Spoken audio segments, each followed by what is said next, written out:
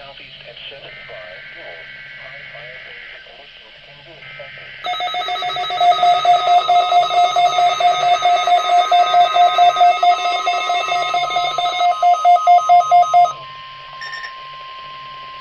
The proceeding was a test of the National Weather Service emergency warning system from Atlanta.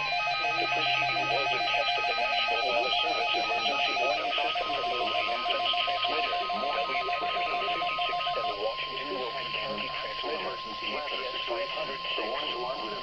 This test was conducted at approximately 11:30 each Wednesday morning, when the warning alarm will vary at an actual emergency weather situation. The warning alarm would have been followed by an actual warning will occur. Reception of this broadcast and the warning alarm will vary at any given location. The warning alarm will provide the military warnings for one noticeable greater emphasis broadcast will occur within waters within a 40-mile radius of perfect working order.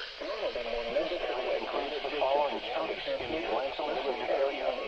If possible, the warning alarm will normally be activated for warnings and selected watches within a 40-mile radius of the alarm will normally be activated for warnings and selected watches within a 40-mile radius of